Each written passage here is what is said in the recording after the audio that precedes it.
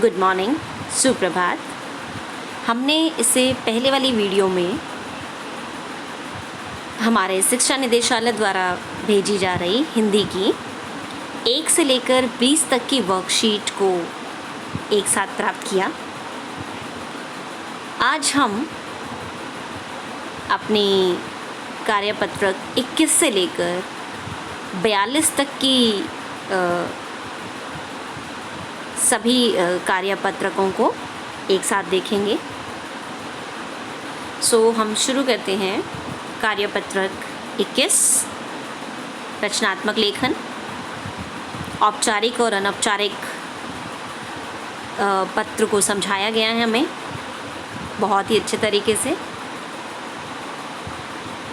Next हमारी कार्यपत्रक 22 लखनवी अंदाज़। इसमें हमें क्या व्यंग्य होता है, इसकी क्या विशेषताएं हैं और विभिन्न सवाल हमारे सामने हैं। और एक इंटरेस्टिंग सी गतिविधि है, जीवन में दिखावापन की मानसिकता का कोई एक उदाहरण देते हुए अपने अनुभव लिखिए। बहुत अच्छा टॉपिक है जिसको हम इजीली प्रेजेंट कर सकते हैं। नेक्स्ट हमारी कार्यपत्रक 23 राम लक्ष्मण परशुराम संवाद। ये भी बहुत थोड़ा सा छोटा नज़र आ रहा है, तो इसको हम जूम करके भी देख सकते हैं या फिर अपनी बुक से रेफ़र कर सकते हैं, क्षितिज से काव्यखंड में है ना। इसके बाद हमारी वर्कशीट नंबर 24 रचनात्मक लेखन। इसमें औपचारिक पत्र को बहुत अच्छे से समझाया गया है कि एक औपचारिक पत्र क्या होता है, इसे हम किस तरह से लिखेंगे। तो ये हमारे सामने है। अगली हमारी वर्कशीट नंबर 25 कार्यपत्रक 25 लखनवी अंदाज़। और इसमें भी एक गतिविधि है, कुछ और क्वेश्चंस तो हैं ही, गतिविधि है। उपरोक्त गद्यांश में जहाँ आपको लगता है कि इस पंक्ति में कटाक्ष या व्यंग्य किया गया है, उन पंक्तियों की पहचान करके लिखिए। तो ये हम इसमें से छांट सकते हैं। नेक्स्ट हमारी कार्यपत्रक 26 राम लक्ष्मण परशुराम संवाद। इसमें भी एक ग्रामर का क्वेश्चन, व्याकरण का क्वेश्चन हमारे सामने है। और इसके बाद हमारे पास कार्यपत्रक 27 रचनात्मक लेखन। और इसमें हमारे अनौपचारिक पत्र की महत्वपूर्ण बातें हमारे सामने हैं और समझाया गया है हमें किस तरह से हम लिख सकते हैं। अगली हमारे पास वर्कशीट नंबर 28 कार्यपत्रक 28 लखनवी अंदाज़। और इसमें भी एक गतिविधि है, अपने जीवन की किसी स्मरणीय जो हमें याद है घटना पर एक छोटी सी कहानी लिखो। ये भी हम बहुत अच्छे से लिख सकते हैं, क्योंकि जैसे ही हमें अपने जीवन से संबंधित या अनुभव से संबंधित कुछ पूछा जाता है तो हमें बहुत सारी चीज़ें हैं जो हमारी स्मृति में घूमने लग जाती हैं, तो वो हमारे लिए इजी होता है प्रेजेंट करना।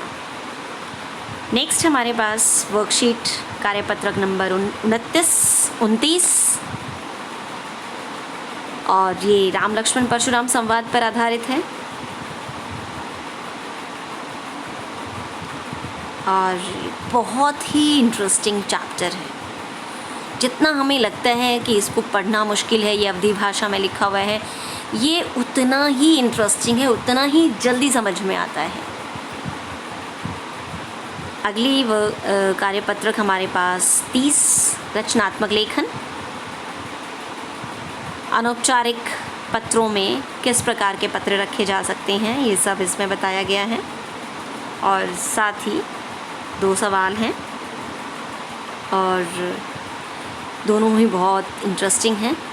1 साल पहले आपने अपने पसंदीदा पुस्तक को अपने मित्र को दिया था दुर्भाग्य से आपका दोस्त इसे वापस करना भूल गया है। पुस्तक का आपके लिए बहुत महत्व है क्योंकि ये आपको आपकी दादी द्वारा उपहार स्वरूप दी गई थी। अपने दोस्त को उस पुस्तक को वापस करने के लिए पत्र लिखें। दूसरा, कोरोना महामारी की वजह से आपने लंबे समय तक अपने सबसे अच्छे दोस्त या अपनी सबसे अच्छी सहेली को नहीं देखा। अपने दोस्त सहेली को याद करते हुए एक पत्र लिखें। बहुत इंटरेस्टिंग है दोनों टॉपिक्स। नेक्स्ट हमारे पास है कार्यपत्र की 31 लखनवी अंदाज, और इसमें 2 सवाल हैं हमारे सामने। इस पाठ में नवाब साहब की जिन चारित्रिक विशेषताओं का पता चलता है उन्हें लिखना है। दूसरा, आपने भी कभी ना कभी किसी के बनावटी जीवन शैली व झूठे प्रदर्शन के भाव को महसूस किया होगा। किसी ऐसी घटना का जिक्र करते हुए अपने विचार लिखिए। अच्छा, तीसरा सवाल भी हमारे पास है। निम्नलिखित वाक्यों में से क्रियापद छांटकर क्रियाभेद भी लिखिए। इसके बाद हमारी कार्यपत्रक 32 उत्साह कविता, सूर्यकांत त्रिपाठी निराला। अगली हमारे पास कार्यपत्रक 33 रचनात्मक लेखन,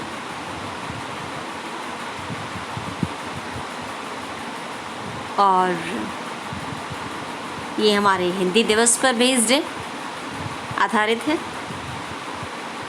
इसके बाद हमारे पास कार्यपत्रक 34 मानवीय करुणा की दिव्य चमक। बहुत ही इंटरेस्टिंग चैप्टर है क्योंकि मैं इसलिए कह रही हूँ, जब हम इसे पढ़ते हैं तो हमें एक अलग ही सीख मिलती है। आपको लगेगा कि मैं तो हर चैप्टर को इंटरेस्टिंग बता रही हूँ, लेकिन हर चैप्टर, हर पार्ट अपना एक अलग रंग लिए हुए है। इसलिए जब हम इन्हें पढ़ते हैं तो एक इनकी दुनिया में पहुँच जाते हैं और फिर उसको समझने में हमें देर नहीं लगती है। अगली वर्कशीट हमारे पास है कार्यपत्रक 35 अट नहीं रही है।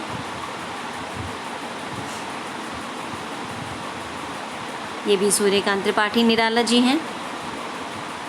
इसके बाद हमारे पास वर्कशीट नंबर 36 विश्व ओजोन दिवस पर अनुच्छेद लिखना है हमें। कोरोना जैसे इस महामारी के साथ साथ ये पर्यावरण संबंधित या हमारी जो एक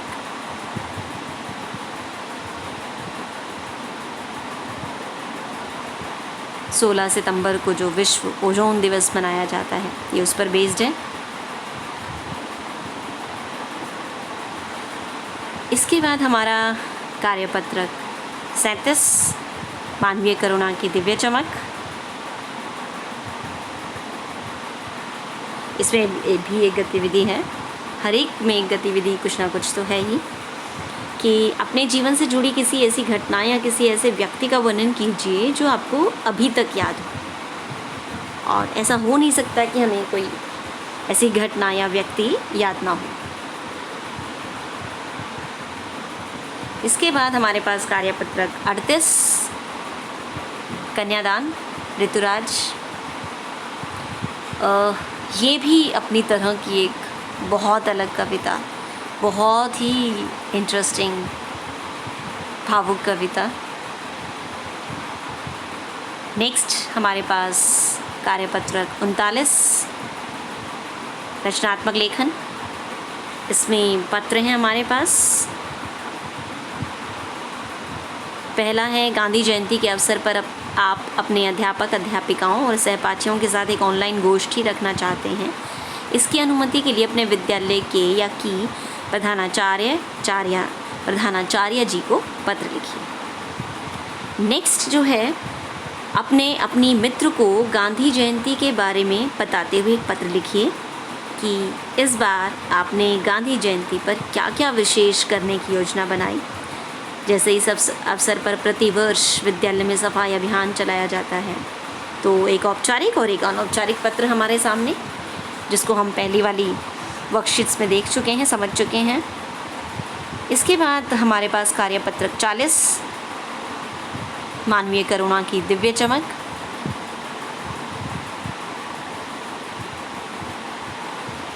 फिर हमारे सामने है कार्यपत्रक 41 कन्यादान,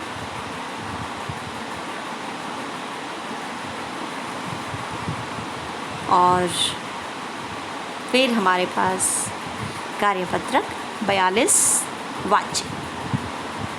व्याकरण का टॉपिक 9/10/2020। सो ये हमारी 21 से लेकर 42 तक की वर्कशीट है। सो हमारे पास 1 से लेकर 42 तक की सारी वर्कशीट हिंदी की इकट्ठी हो गई हैं, और केवल तीसरी वर्कशीट नहीं है जिसको मैं आपको जैसे ही मेरे पास अवेलेबल होगी मैं आपको दे दूँगी। आशा करती हूँ ये आपके बहुत ही काम आएगा ये दोनों वीडियो, और आप अपना सीखना जारी रखेंगे।